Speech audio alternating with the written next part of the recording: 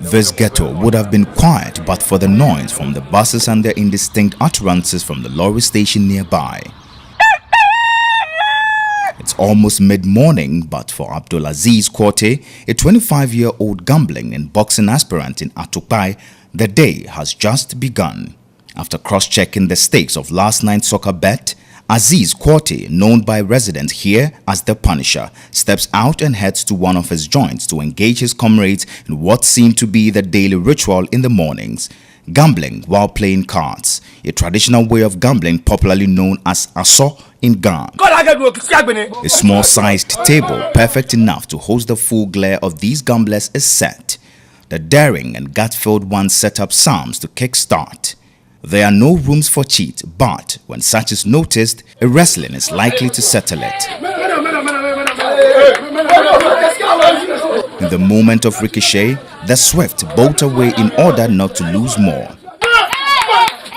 Don't give small money chance, their mantra. In an interaction with Aziz, aka the Punisher, he tells me how he got into this lifestyle.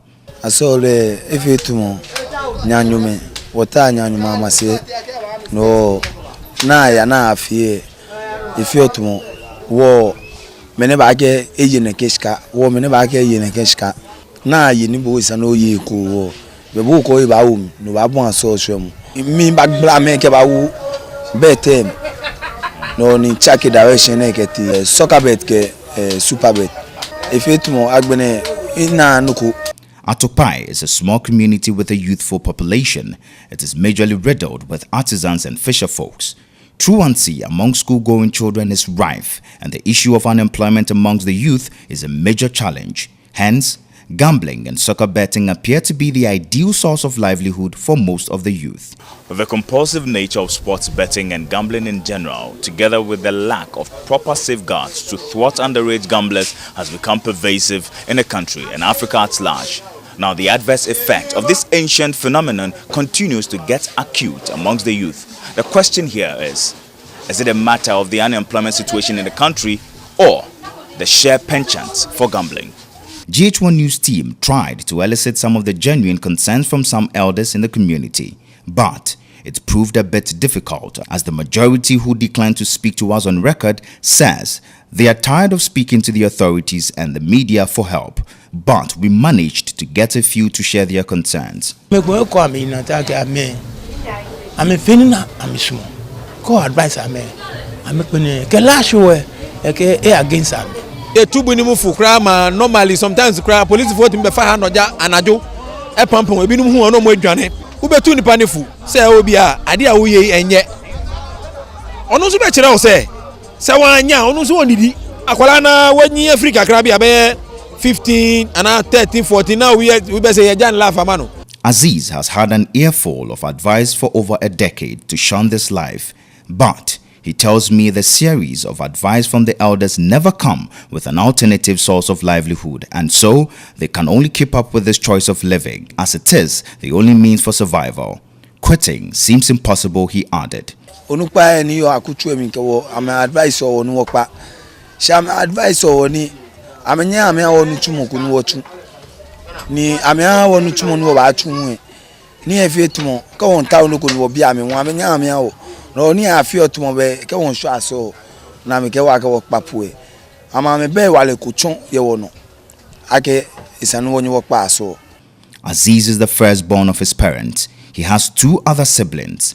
The Punisher does not only consider gambling as a hobby, he has developed the art of raising kids between the ages of 10 and 20 years as fanatics for gambling and also a means of generating revenue. This cubicle where Aziz lives is also a game center. He uses it as a bait to attract the kids who troop in daily. The day is not over even after sunset. Aziz took me to a soccer betting center where he meets up with one of his students, whom he has trained for 6 years, Godfred Ado. I watched the two as they stood before the screen with their eyes darting between the virtual roulette and with the betting slips in their hands. Others remain hunched over the counters, hoping their next stake will make them stand a chance of winning. 20-year-old Godfred shares his experience with me. Aziz Korte, le game le chombe na chiole, ke mele mi crash, mele ke mu Nyani bana game me kenibi. He respect all wa. Ake chom me ke bet name. He now win $1,000 kenibi, $1,000 kenibi, 40 million bonus. Shintumo je chom. Be tegi chimo. Another night of great loss hits these two, but Aziz is not bothered much. As he tells me, he has lost as much as 6,000 Ghana cedis and won as much as 15,000 Ghana cedis. He recedes to his ghetto to monitor the gambling of his students.